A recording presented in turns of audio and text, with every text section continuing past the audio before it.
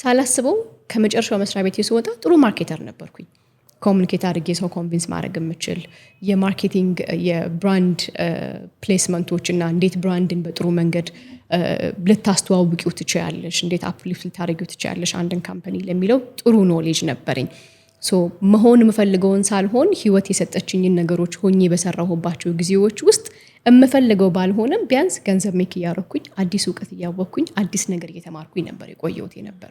የዛኔ በእርግጥ ማታ ማርኬቲንግ ትምህርት ገብቼ ነበረ።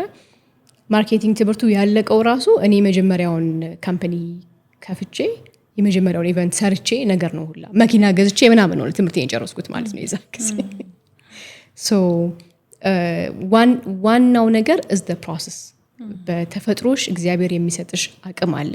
ምናልባት እኔ አክቲቭ ነበርኩኝ የአክቲቭነቴ እና ደግሞ ኦራተርም ስለሆንኩኝ አክት ለማድረግ ኢምፕሮቫይዝ ለማድረግ ጥሩ ችሎታ ነበረ።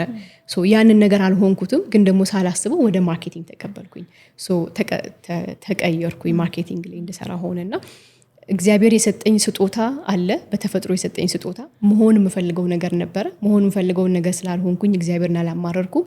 በተቻለኝ መጠን ሰክሰስ የሚባለው ነገር ላይ እስክደርስ ድረስ እየሞከርኩኝ ነበረ። at the end I understand success is a process። ሰላም እንዴት ናችሁ? በሶፊያ ኮንሰልታንሲ ስር ከሚሰጡ ስልጠናዎች መሃል የንግድ ስራ ለመጀመር የሚያስችል ዝግጅት ነው። ንግድ ስራ ለመጀመር የምታስቡ ወይም ጀምራችሁ እዛ ላይ መታገዝ ለምትፈልጉ ይሄንን ስልጠና ብትካፈሉ ጥሩ ነው ብዬ እላለሁ። በግልም በቡድንም መታችሁ መውሰድ ትችላላችሁ። ከሀገር ውጭ ላላችሁም ተመልካቾቻችን በኦንላይን ስለምንሰጥ ትምህርቱን መካፈል ትችላላችሁ። ሙሉ መረጃውን በመናስቀምጠው ስልክ ደውላችሁ ማግኘት ትችላላችሁ።